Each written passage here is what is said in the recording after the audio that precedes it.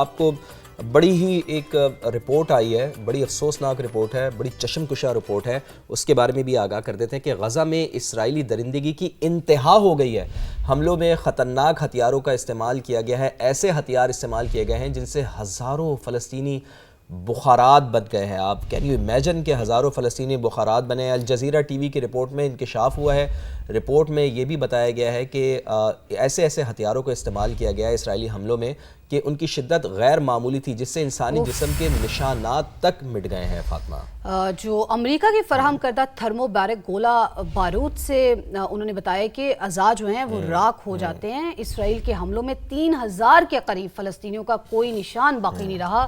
انتہائی افسوسناک ہے یہ، اور حملوں کے دوران کسی خاندان کی 3 اور کسی کی لاشیں صحیح ملتی۔ بالکل ایسا ہی ہے فاطمہ کہ جیسے اب پانی ہے نا، آپ اس کو گرم کریں تو وہ بخارات کی شکل میں پتہ ہی نہیں چلتا کہ کہاں کہاں ہے۔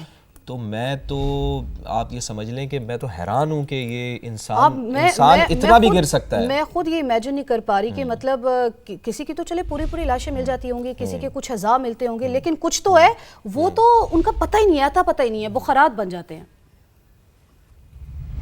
نشانات تک مٹ گئے ہیں۔ فاطمہ، جو امریکہ کی فراہم کردہ تھرمو بیرک گولہ بارود سے انہوں نے بتایا کہ اعضاء جو ہیں وہ راکھ ہو جاتے ہیں۔ اسرائیل کے حملوں میں 3000 کے قریب فلسطینیوں کا کوئی نشان باقی نہیں رہا۔